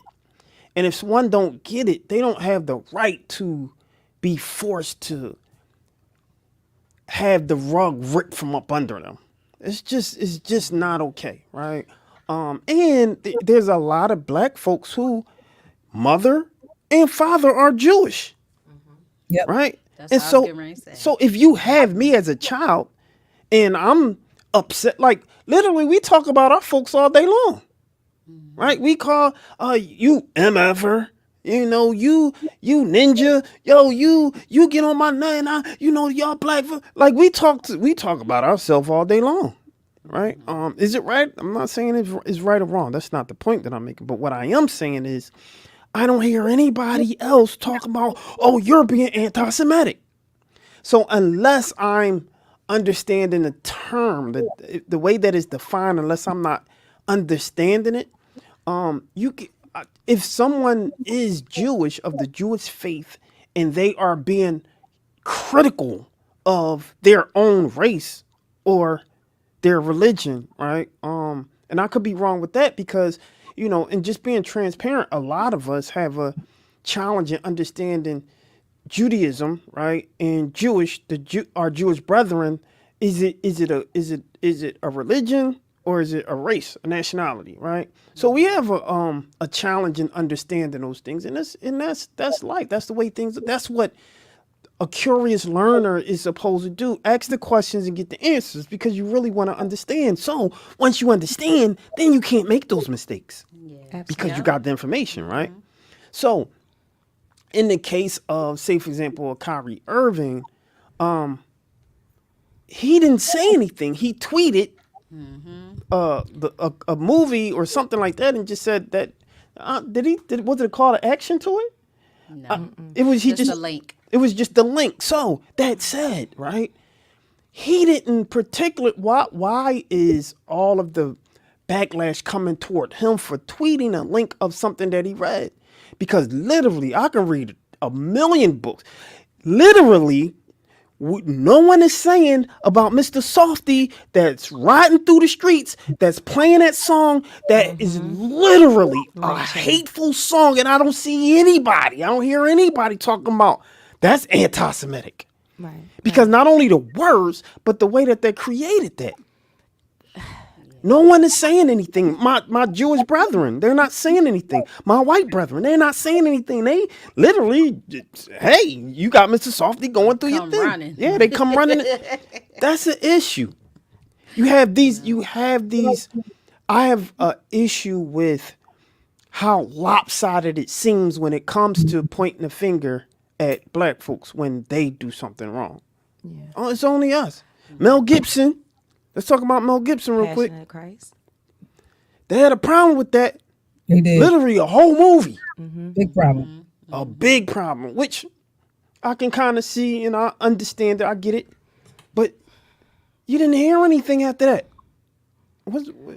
I don't hear anybody else talking about it. I mean, the world we live in, if slavery was something that was okay, then why would you hold much state that a person could be owned by somebody? So I don't really give government or world much credit. But to what you said about Kyrie is that if I shared a picture that was like of lynching as a white person, and it's like you don't have to say anything, but you're sharing that, it's showing that you're okay in it. You know what I mean? got you. And So I get that I get part. that. I get it. But the other part, what you spoke about, that I understand it growing up in the Philadelphia school system, that Jewish was a religion and Jew was a race, because Jesus was Hebrew, Jerusalem, he was of Hebrew descent, which is what, when you said about black people being Jew, it is something that it's truth to that. As a Hebrew, you are Jew. Right. And I don't know if the language, like the King James Version, from the Bible has changed. Like Abram was now called Abraham. So I don't know if Jew derived into the word Jewish and it got lost in translation somewhere. But as a Jew, black people are Jews, and coming from the equator, coming from Jerusalem, coming close to the sun. So that's where my understanding, which is why I was kind of where Whoopi was when she made that comment, because I'm like, okay, Jewish. She's Jewish too, right? Whoopi Goldberg is Jewish. I don't know. I thought she was Jewish. I know her children's father. Yeah. She is by a white man, I and think I don't know if he's I think Jewish. though, she went but- on record by saying that she's Jewish. Like, Okay, I mean, yeah. So But I mean, I could be education wrong, needs to be but yeah, had, but so. definitely education need to be had, and we're okay with having a discussion. And I get that because Kyrie tweeted or shared the link, it's kind of like promoting it, and I get that also. But I don't see the backlash that he got. It wasn't as black folks. I just feel that when we do something, we are literally flogged and stoned and beat in front of the world for the world to see, to put us back in our place, so to speak. And that's what it seems like. And for them to, and I'm just hearing this now, that Lady Estott just gave a six bullet point thing that he like who like it's just kind of like, and you better do it, ninja, you better do it, right? And if you don't, then we're gonna take everything from you. Meanwhile, I'm making you rich anyway. And how much is he losing per game to not, until he gets Meanwhile, this the done? president is grabbing women by the, See, and he was voted as president. this is wild. Yeah. But I'm open for the conversation. If someone is watching, if somebody will see this, please send them to us. I want to have somebody on the show to really have this conversation on what does it mean to truly be anti-Semitic. We just tongue in cheek say, black folks get on my nerves. Literally, we just do that tongue in cheek. Oh, black folks, these black folks gonna be late. Them black folks eating chicken again. Like, we tongue in cheek do this stuff. So by that definition of anti-Semitic, if we was to say something like, I hate X, Y, and Z, then literally we could be pegged for being anti-Semitic by way of just being tongue in cheek. And that's what it seems like. And again, I could be wrong, because I tried to truly understand what this is, and because I was trying to listen to you mentioned Nick Cannon, and you know, and some of the things that has been said, but it's some people that literally are hateful, and I get it, and they need to be flogged, right? They need to be like, yo, you can't just preach hate. And I get that. Don't preach hate. Like, you can't just say a whole race is the devil. You can't say that. You can't say that. We can't say like the Jewish people are just evil, because literally, like, my man is Jewish, and he has been riding with me for however long. Like, you can't say all people, so you generalizing, right? And then you putting a label on everybody. And so we have an issue when you just label all black folks, because all black folks ain't the same, right? So I get that. But it's just the narrative and the optics of what this looks like when something happened to one demographic versus another, and people get quiet when it comes to a demographic who look like us. When something happened to us, people get real quiet, and I don't hear this overwhelming. I don't see people snatching, things away from people. I don't see that. I hear people just kind of as a soundbite, like, yo, that's wrong, Black Lives Matter, cool, and keep it moving. Like Nike kind of did that. I ain't see them taking nothing away from people. But guess what? Now you're talking about Kyrie Irving. But all right, like, I get it. I just want to understand it, and I would like more conversation based around this, because I don't want any more of our people to succumb to it, being, their livelihood being taken away from. But I don't want them making mistakes and saying certain things that's hateful either. Yeah. Right. And remember what you mentioned, Nick Cannon, and because I brought him up, to say, in regard to things being taken away from, because Whoopi Goldberg was suspended, Kyrie suspended, but they took a lot of stuff from Nick Cannon. You know what I mean? VH1, they pulled out, they took his show off. Like, they was like, he went through it for like a minute. Like, they was just trying to rip everything from him. And so he had to do a lot, and it wasn't that he wasn't willing to, I felt like he was one of those people that was honest and was like, I really didn't know, like, I'm like, help me, because I really would like. Please help me understand Yeah. what this was, because I really don't know.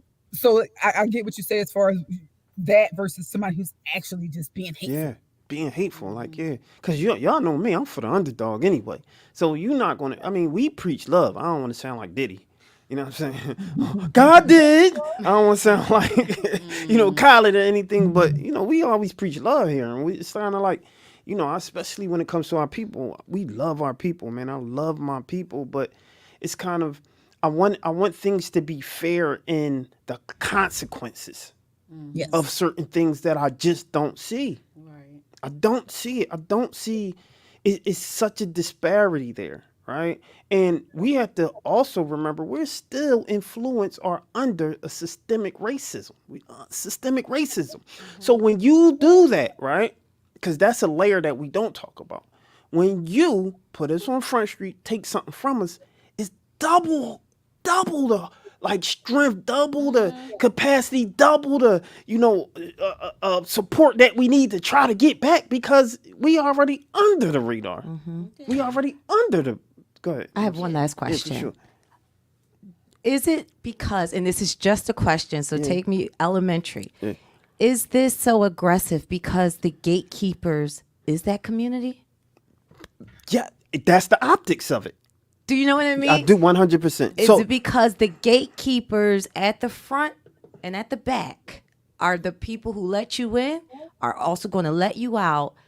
Is that the reason that the aggressiveness is, say it about everybody else, but we hold the key for you to get in here, and you can speak about everyone else, but you will not speak about us? yeah, Marco, that- that's exactly what it is. That is Because what it is, Who yeah. else?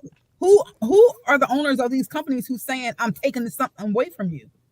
yeah. Nobody is saying it. That's the point. Taking something away from you. The VH1 and who owns them? Viacom, who is owned by who is owned by who, which is ultimately like Disney or somebody. Yeah. Who owns all of this stuff to be able to, like, I'm taking something away from you. We don't own it. Yeah. Which is the thing. We don't own it, right? And so it's a double, and I just seen this, and shout out to Jeff. He said triple. It's not, I mean, we have to work triple harder to get what was even taken away from us. And we had to work triple E harder just to get it in the first place. You know what I'm saying? And so it's just And to keep it. yeah, and to keep it. And so that's where the problem is. And I think that again, because I mean we just kind of co-opted the sizzle because she still had to go through her prep. But we could talk more about this. But definitely, if you're watching, if you know a rabbi, you know, academic, you know, somebody the Jewish faith professor, yeah, that's what I mean by academic, you know. But if you know somebody, send them to We Talk Weekly. Tell them we would like to talk to them to try to see how we can bridge these barriers, break down these barriers, bridge these, these conversations between different communities and different folks, so we can, show more love to each other, man. If we can do that, that'd be perfect.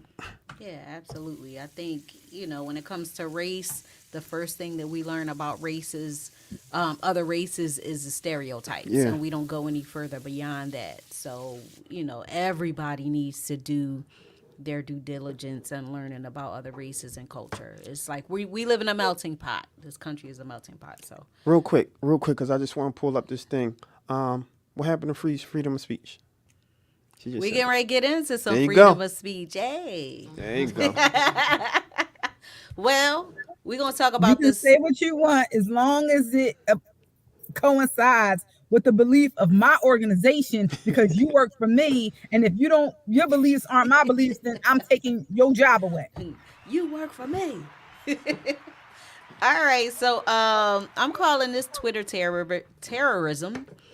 So several celebrities have made the decision to jump ship following Elon Musk's purchase of social media platform giant Twitter. So Elon Musk acquired Twitter for the sum of $44 billion.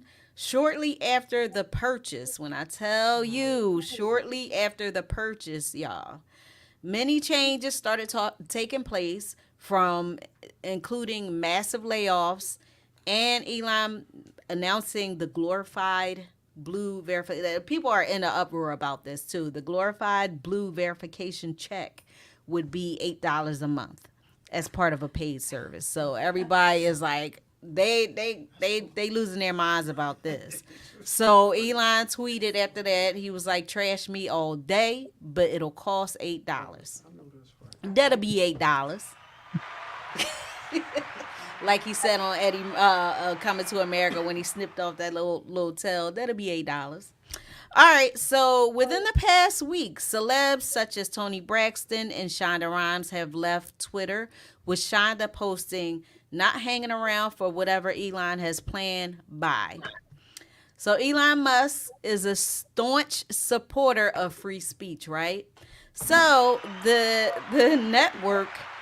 network Contagion Research Institute is a neutral and independent organization whose mission is to identify and forecast cyber social threats and report them in a timely fashion. So, within that 24-hour span of Elon Musk acquiring Twitter, they reported that there are already some bad actors on Twitter already taking advantage of the opportunity to speak freely without the penalty of being sentenced in Twitter jail. So the NCRI reported that within a 12-hour span, the day after Elon purchased Twitter, there was nearly a 500% increase in the usage of the N word. So what you got to say about that? Are you staying on Twitter? You staying on Twitter, or you jumping ship with the rest of the celebrities and all that, and these people that are Gonna put it right over getting here. off? I seen that. They went ham, as my son would say. They went crazy. It was like UNs go back to wherever. Like but here we are again speaking about something that. Go ahead, Lydia. Start. So this is what I'm gonna say real quick. Look, this is the definition I of don't hate want speech. you to talk. Definition of hate speech: abusive or threatening speech or writing that expresses prejudice against particular groups, especially on the basis of race, religion, or sexual orientation. That's the only time that when you talk about freedom of speech, that's the only time when it should be censored. If you're particularly using hate speech, period. Outside of that, I don't care. I'm not mad that he's charging $8 because if you that caught up with that press to have a blue check, that sound corny. That sound like you was never one of the cool people. Like you don't care if you got a blue check. I don't care. I mean, we talk weekly. We still gonna talk. We still gonna talk weekly. We still gonna have our periods. I mean, like where we gonna have our narratives and talking certain things. We're gonna have those periods. We're gonna have good periods, bad periods. But the blue check, whether I'm on Twitter or not, we still want to keep talking. So I And can you care shouldn't be less. able to buy them. Yeah. So my thing is, if we have to remember that all of those platforms, we don't own them. We're only on them. We don't own them at all. So when we get upset and being put in jail or Facebook, listen, we don't own none of them. Is there a black Twitter? No, it's just it's Because it's I'm like kinda the a Underground free- Railroad, like, Yeah. portion. Like, is there a real? Well, I just say that to say, what you just said we don't own them. It is not hard to get a shared platform. Come on over, like create your own. Trump. I mean, created one you when they Sway kicked got him it off. right. To Kanye, like, why do we have to have those platforms? Why do we have to have the Oscars? Why can't you know what I mean? Yeah. Why can't we create our own? You already got We your can. name. We Seeking can. So, validation. yeah, That's why- what it is. I mean, why? we can create our own. I mean, the ones that we do create, nobody want to jump on. I know I've seen a few social platforms that came out that was even created by black folks, right? That nobody jumped on. I remember back in I think it was Black Planet or something like that. Oh yeah. Nobody was on it. But Is it's the anybody same. on blackpeoplemeet.com? Black still? people meet. I don't Isn't it think the so. same with our That's not designs the same though? thing. No, That's a just dating wondering. But isn't it the same with our designer clothes? Yeah. Like everything you Yeah. think of, when we do it, we don't flock to ourselves like that. Yeah. That's because it's the saying that white is right. That's the saying, or that people feel that white people ice is colder. They say that, right? Is their ice colder? But remember, I said something earlier. That's all systemic racism. That's all because we're programmed to think a certain type of way. It takes people who are literally trying to elevate their mentality, elevate where they are, to truly say, you know what? I am a quote unquote free thinker, and nobody can rule what I say or what I do. Unfortunately, that borders the line of hate speech. You can be a free thinker, but be smart in your free thinking. And don't practice hate. Don't preach hate. Don't say that, and the Jewish community, they suck. And why? Why would you say that? Because especially when people in your circle is part of the Jewish community. Like we do have to be held accountable for some of the things I said. That's like me saying that I hate all white people. All white people's trash. When literally, like, I work with white folks. I know white folks who literally went to bat for me when they seen somebody talking about me or being racist toward me, and they was more angry than I was. Yep. Right? And so that's what I mean about we have to be more critical in the way that we think, and truly be honest with ourselves too. And you can be a free thinker without preaching hate. You really can. It's no question for that, especially if you're claiming to be an academic, because you have words to express yourself. Yeah, absolutely. Period. And it's going to be a lot going on with Twitter because if a lot of celebrities are getting off of there, people are not advertising on Twitter, so their ads are down. And then also, I think Tesla, Yeah. their stock went down too, or something. They'll jump back up. That happened in stock. Yeah, but all right. So the Celebrity Sizzle Award of the week goes to actress Angela Bassett. Glamour honored actress and Queen Mother Angela Bassett with the Lifetime Achievement Award at the 2022 Woman of the Year for her work on and off screen. So since Angela's breakout role in 1993 in the hit movie Tina Turner, she has filled the roles of actor, executive producer, and so much more. But most recently, Angela starred in Black Panther: Wakanda Forever. The speech that she gave to during her accepting her award, she paid tribute to many of the women of color who paved the way for her to have the success that she has now. So she said a lot, but just to paraphrase, she talked about Rosa Parks and how they thought she was meek and mild, but she stood up one day on the bus, and she talked about Tina Turner and a bunch of other women. But Angela mentioned a lot of these women, but her speech shows why she is so deserving of this award. So congrats to her. Go to WeTalkWeekly.com. Be sure to subscribe. Subscribe to our YouTube, Facebook, Instagram, and Twitter if we continue to stay on Twitter. I'm your girl, Lauren Sizzle, and that was the Sizzle. That's just, ladies and gentlemen. Listen, we at the top of the hour. We're done. 2 minutes left. Listen, we're gonna. I don't even use Twitter anyway. I'm just being honest. You can't write enough for me. I talk a lot. So all those, I think, certain of my 100 characters and something, 160 characters ain't enough for me. So I never. But I'm on IG. Holler at me on IG. Holler at We Talk Weekly on IG and Facebook. We're there all the time. Our Facebook is popping. Make sure you tune into our Facebook, man. We love y'all. It's We Talk Weekly After Talk on WPPMRP Philadelphia 106.5 FM. We Talk Weekly's After Talk with your boy Charles Gregory and the beautiful Lauren Sizzle. and the beautiful Classy Lady and the Sparkle. beautiful. Lady Esther. And we out, y'all. Holler.